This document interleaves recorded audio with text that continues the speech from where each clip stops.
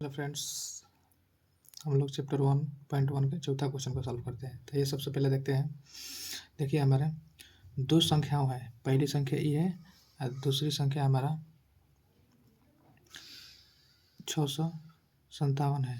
तो बोल रहा है कि दो गो संख्या का हमारा HCF 9 है। तो पूछ रहा है कि एलसीएम हमारा ये दोनों संख्या का क्या होगा। तो सबसे पहले इसके लिए हम लोग फार्मूला होता है। तो देखिए सबसे पहले हमारा फार्मूला क्या होता है।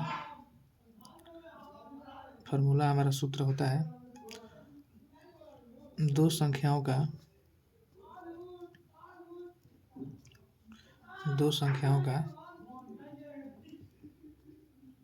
गुणनफल बराबर HCF गुणे एलसीएम होता है। तो सबसे पहले देखिए दो हमारा संख्या कितना दिया है। दो संख्या हमारा दिया है, दो संख्याओं का गुणनफल। तो पहली संख्या इतना हो गया और दूसरी संख्या हम लोग इसको कर देंगे गुणनफल बोल रहा है, यानी गुणा करना है। ठीक है, तो दो संख्याओं का देखिए हमारा HCF हमारा इसका ये दोनों संख्याओं का 9 दिया है। तो HCF हम लोग 9 दिया है तो रख दिए। इसके बाद हम लोग एलसीएम नहीं दिया है, तो एलसीएम नहीं दिया है तो छोड़ देंगे, इसलिए हम लोग याद करना है। तो सबसे पहले बात है कि पहले देखना है कि दोनों का है अंक है, इसके बाद ये दोनों का है अंक है। तो जब अंक अंक है, यहाँ पर देखिए ये गुणा में है ना, तो जब अंक गुणा में है तो ये भी गुणा में है। तो जब गुणा में होता है तो कहाँ जाता है, अपना घर छोड़ के दूसरे घर में आएगा। तो जब गुणा में है तो कहाँ हो जाएगा, भागा में चला जाएगा। इसको कटा देंगे हम लोग। अब देखिए 9 से 306 कट जाएगा 34 बार में। ठीक है, इसके बाद आगे देखिए 34 गुणे 657, 34 में और 657 में मल्टीप्लाई करेंगे तो 22,338 हमारा आएगा। ठीक है, इसीलिए हम लोग का एलसीएम बराबर 22,338, यही हमारा आंसर हो गया। ठीक है, इसके बाद आगे देखिए हम लोग 5 नंबर क्वेश्चन को हल करते हैं। सबसे पहले देखिए बोल रहे हैं 5 नंबर क्वेश्चन की जांच कीजिए कि क्या किसी प्राकृतिक संख्या n के लिए 6n अंक पर क्या हो जाएगी, समाप्त हो जाएगी। तो सबसे पहले देखिए प्राकृतिक संख्या हम लोग किसको बोलते हैं। देखिए प्राकृतिक संख्या हम लोग किसको बोलते हैं, प्राकृतिक संख्या इसको हम लोग इंग्लिश में नेचुरल नंबर बोलते हैं। नेचुरल नंबर बोलते हैं। तो देखिए प्राकृतिक संख्या किसको बोलते हैं, गिनती की जितनी भी संख्याएं हैं, गिनती की जितनी संख्या हमारी स्टार्ट होती है, सबसे पहले गिनती हमारा 1 से स्टार्ट होता है। 1 2 3 4 5 6, मतलब आप लाखों करोड़ों अरबों खरबों तक चल जाए। तो गिनती की संख्याओं को हम लोग क्या बोलते हैं, प्राकृतिक संख्या बोलते हैं। इसी को हम लोग n से इंडिकेट करते हैं। ठीक है, इसके बाद आगे देखते हैं। तो बोल रहा है कि प्राकृतिक संख्या, अगर किसी भी प्राकृतिक संख्या लेंगे, n दे देते हैं। n मतलब कोई भी ले लीजिए, 1 2 3 4 5 6 लाखों करोड़ों अरबों खरबों। संख्या 6n अंकों पर क्या होती है, समाप्त होती है।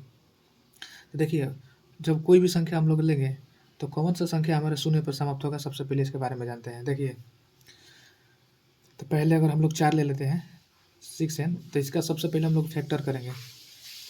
तो फैक्टर करेंगे 4 का, तो हमारा कितना होगा, 2 से जाएगा, 2 हो जाएगा 1 बार में।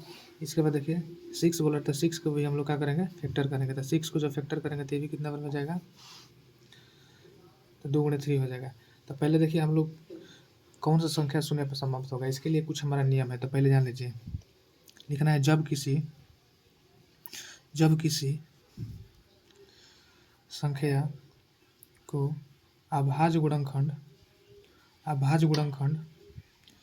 किया जाए तो उसका अभाज्य गुणनखंड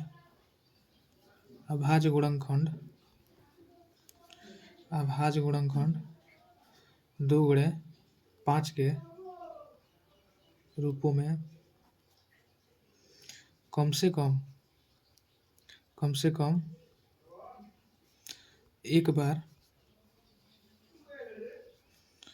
आना चाहिए।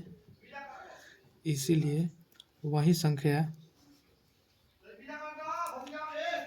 शून्य पर समाप्त होगी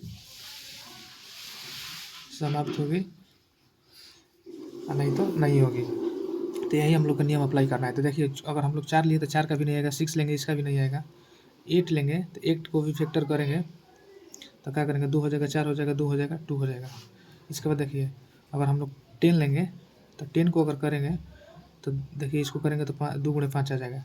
तो हमारा देखिए 2 और 5 हो गया, तो ये संख्या हमारा शून्य पर समाप्त हो सकती है। तो सबसे पहले देखिए, या हम लोग 20 भी लेंगे, 20 एन लेंगे, तो 20 एन लेंगे तो ये भी क्या हो जाएगा, हमारा शून्य पर समाप्त हो जाएगा। इसका भी फैक्टर करेंगे तो 2 गुणे 5 आएगा। कम से कम इसका फॉर्म एक बार कोई भी संख्या करेंगे तो उसमें एक बार 2 और 5 आना चाहिए। अधिकतम कितना बार भी आ सकता है, लेकिन कम से कम अगर एक बार आ जाएगा तो वह संख्या क्या हो जाएगा, शून्य पर समाप्त होगा। अगर नहीं आएगा तो यह संख्या शून्य पर समाप्त नहीं हो जाएगी। तो हम लोग को देखिए, तब तो हम लोग ये नियम समझ गए। लेकिन हम लोग क्वेश्चन में क्या कह रहा है, 6n कह रहा है, तब हम लोग 6n को देखेंगे समाप्त हो रहा है कि नहीं हो रहा है। इसके बाद आगे हम लोग देखते हैं, अगर 6 को करेंगे तो हमारा इसका अभाज्य गुणनखंड 2 गुणे 3 के रूप में आएगा। इसीलिए लिखेंगे हम लोग 6n का अभाज्य गुणनखंड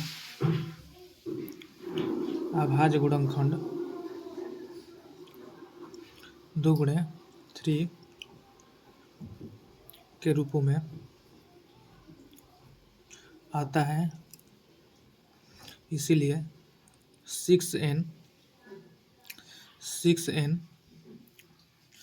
शून्य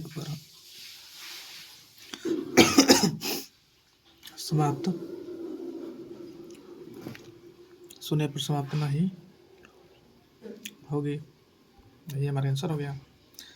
थैंक्स फॉर वॉचिंग।